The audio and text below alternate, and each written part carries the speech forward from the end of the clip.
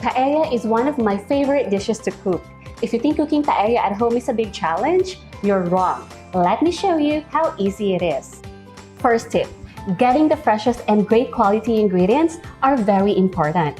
There are different flavors of paella, and paella mixta is the one I cook most of the time because it has wonderful flavors that you won't find in any rice dishes. I have been using two kinds of rice when making paella, bomba and the traditional Valencian rice. Bomba rice is more famous for paella because of its superior quality. It expands more and absorbs more liquid than Valencia. So it means when you cook bomba and Valencia rice, the ratio of liquid is different, and bomba rice is really expensive. So in my own opinion, I like Valencia better. It has excellent quality also, more affordable, and perfect for making paella as well. Let's start with our green beans and red bell peppers. Cut the bell peppers into thin strips.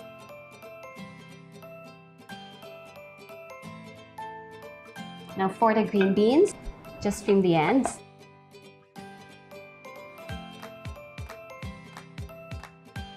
Ready your frying pan. Add some oil. Turn on to medium heat. Add the green beans. Season with salt. And saute for 3 minutes or until crispy and tender. Transfer to a plate. Now add the red bell peppers. And saute until tender as well. Set it aside, and this will be our garnishes for later. For the clams, I bought them fresh from the market this morning. You can use mussels too, or you can use both, but I love the seafood flavor of clams than mussels. Check each clam. It should be closed tightly. If you see open ones, tap them gently. If they don't close, throw them away because they are not safe to eat. Soak the clams in cold water and salt for 30 minutes. Filtering clams with water helps to spit out any sand inside their shells. Now let's drain the clams.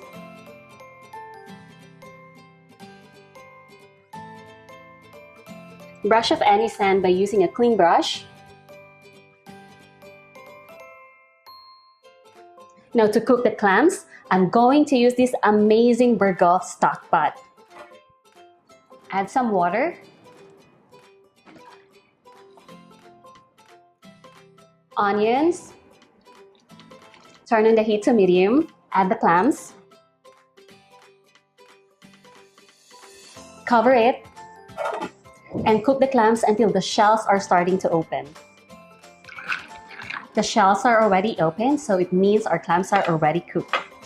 Turn up the heat. Remove the clams. Set aside the clams. I have a big bowl and a strainer. We're going to strain the seafood stock over a cheesecloth, or if you don't have cheesecloth, you can use coffee filter.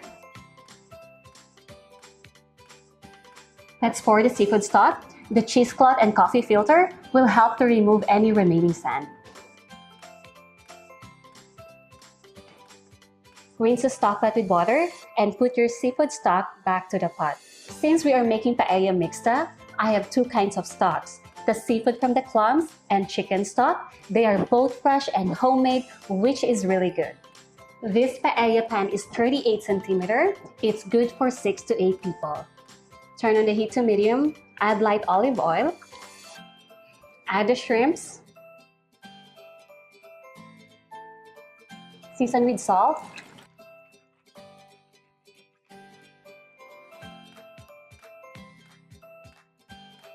The shrimps are already cooked.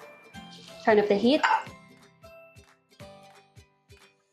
Set it aside. You don't mix the shrimps in paella while cooking because it will overcook the shrimps. Turn on the heat again. Add more oil. Cook the chicken. Season with salt. And you cook them until golden brown. I'm turning up the heat again. The chicken is already golden brown.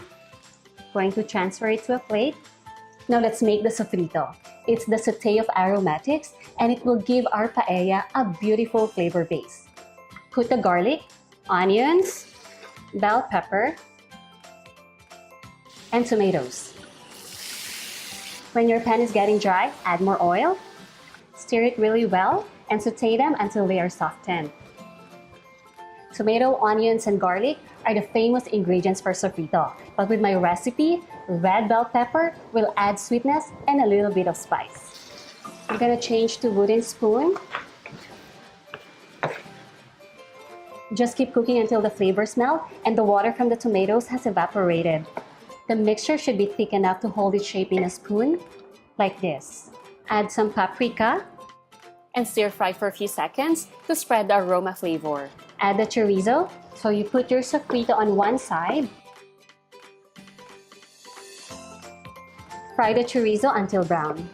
Now I'm going to get about 8 to 10 pieces of chorizo and I'm going to use it for garnish later. Smells really good. I can smell all the flavors from the pan juices of shrimps, chicken, chorizo, and from sofrito as well. Again, if you see the pan is getting dry, add more oil just to make sure you don't burn your paella. Time to add the rice. Keep stirring thoroughly until the rice is well coated in oil and juices from the pan. Pour the seafood stock and some chicken stock. Add a pinch of saffron. Don't use too much because saffron tastes slightly bitter. A pinch of saffron goes a long way and it's very intense. Saffron is all about aroma. It needs moisture to release its flavor. So mix it well to release the flavor from the saffron. Season the paella really well with salt. Mix it really well. Put back the chicken. As you notice, I'm distributing the chicken evenly all throughout the pan using gentle but firm movement.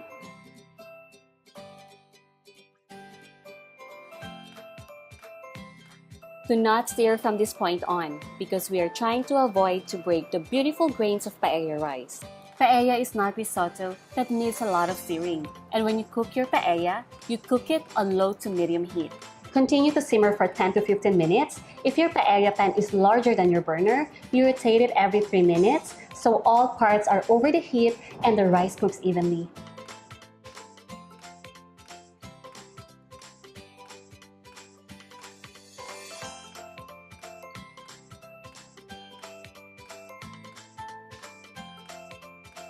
Now I'm going to lower the heat because my rice is starting to dry and continue adding stock if the rice needs more cooking, but don't stir. And every time you add stock, you season it lightly with salt. Now I'm going to check the rice if it's almost al dente. It's almost al dente, no need to add more stock. So now I'm going to increase the heat to high. The rice will start to make a crackling sound. It means the bottom layer of rice starts to caramelize, creating the sauerkraut. Can you hear that crackling sound? So what is sauerkraut? Sauerkraut is the caramelized crust of rice that sometimes sticks to the bottom of the pan. It should smell toasty, not burnt. And I'm smelling it already, so I'm going to turn up the heat now. Now it's time to arrange our garnishes on top of the paella. We have the clams, the shrimps, the vegetables, and the chorizo.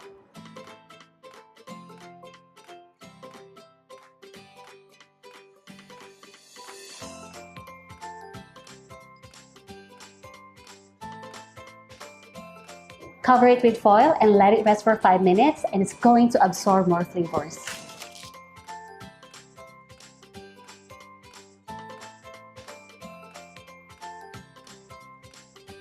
Our paella mixta is ready and I'm just going to put some lemon for garnishes.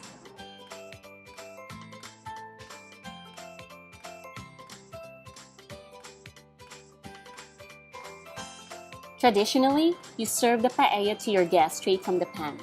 And the paella should not be deeper than the rivets handle of the paella pan.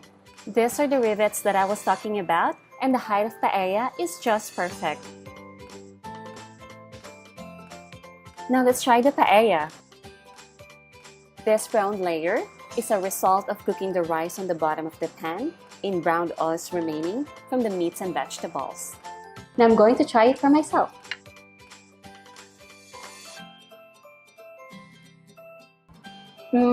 The paella mixta is deliciously Spanish. Hope you learned something new today from my cooking video, and if you have questions about this recipe, feel free to message me and I will be happy to answer your questions. Healthy and flavorful cooking is not just about using the fresh and right ingredients. Cookwares affect the quality and result of the food you are cooking. If you want to know more about these healthy and eco-friendly cookwares, you may visit our kitchen studio at 1047 Metropolitan Avenue, San Antonio Village, Makati City.